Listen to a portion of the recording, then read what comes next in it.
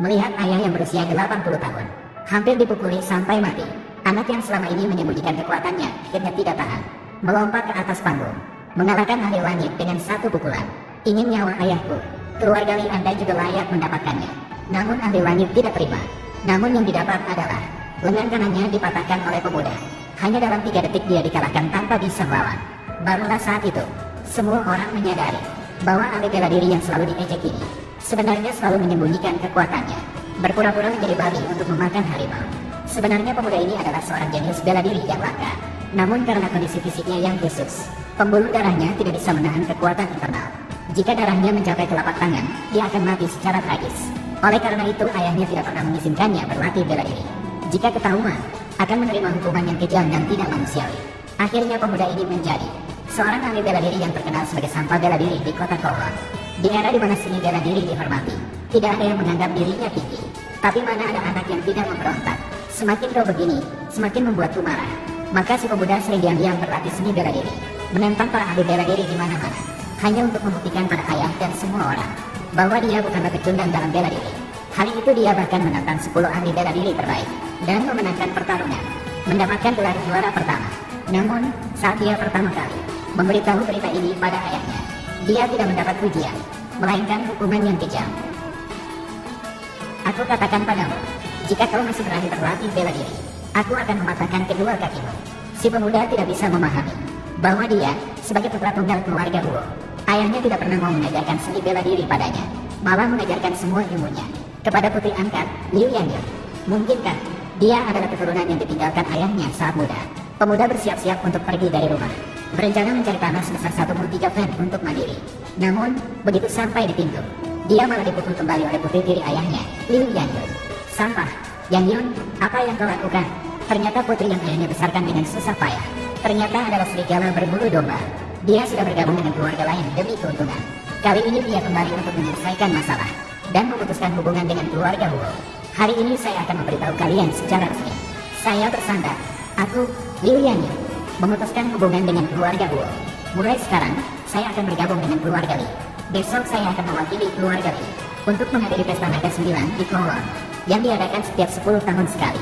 Yangyun, apa yang kamu bicarakan omong kosong? Omong kosong. Aku tidak pernah. Keluarga Huo hanyalah tumpukan sampah, terutama Huo Chengtia, berhubungan dengan sampah seperti dia, tinggal di keluarga yang sama. Saya merasa malu berada di peringkat 30 di daftar surga. Liu Yangyun, keluarga Huo adalah tempat yang merawat dan membesarkanmu. Guru sangat murah hati mengajarmu. Tindakanmu ini memuaskan guru. Apakah ini memuaskan keluarga Huo? Aku memaksa keluarga Huo untuk merawatku, atau aku memohon pada orang tua itu untuk mengajari aku? Semuanya kumpulan orang bodoh. Kamu, sudahlah, berdiri di tanah ini. Aku merasa jijik. Undangan ini, siapa di antara kalian yang akan mendapatkannya? Ternyata, ketika senior besar bersiap-siap mengambil undangan, Liu Yangyun dengan sengaja melemparkan undangan ke tanah dan injaklah, menunjukkan keinginan untuk mengambil undangan. Syaratnya adalah mengalahkan orang yang memberikan undangan, yaitu dirinya sendiri. Jika tidak ada yang bisa mengalahkannya, maka keluarga Huo tidak berhak menghadiri pertemuan naga naik. Tindakan ini benar-benar membuat murka keturunan keluarga Huo.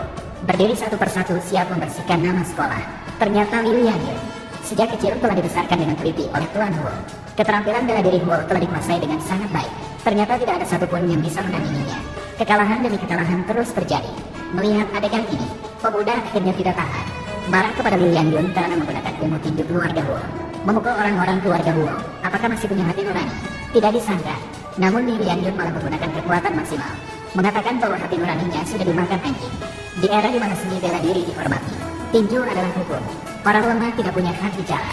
Setelah berkata begitu, dia menendang anggota keluarga Huo kembali, menghina pemuda lagi dengan kata-kata, apakah kamu marah, ingin membela orang lain, tapi kamu tidak tahu, apakah kamu lebih tidak berguna daripada mereka, cowok ganteng. Bahkan orang tidak berguna pun marah. Baiklah, maka biar aku membuatmu sadar, sampah harus tetap di tempat sampah. Namun saat pemuda bersiap untuk bertindak, dia dihentikan oleh ayahnya, menyebabkan Liu Yangyun melakukan serangan tak terduga tanpa etika bela diri, memanfaatkan ketika pemuda tidak waspada, menginjaknya dengan satu gerakan untuk merendahkan dia.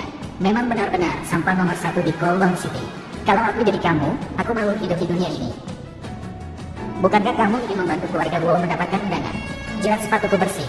Aku akan memberimu apa yang kamu inginkan. Masih tidak puas? Tanpa gelar Tuan Muda Huo, Kowloon City tidak akan lagi menjadi tempatmu. Apakah Cenja baik-baik saja? Saat itulah ayah mengetahui, garis keturunan pemuda akan segera mencapai telapak tangan. Jika terlibat kekerasan, pasti akan berujung pada kematian. Mengapa harus menghalangi saya? Aku jelas bisa mengalahkannya. Pergi ke kuil dan berlutut untukku. Urusan keluarga Huo, belum giliranmu untuk ikut campur. Baiklah, baik, Huo Tianxing. Kamu hanya diam saja. Gadis bangga keluarga Huo. Bagaimana dia menghancurkan keluarga Huo?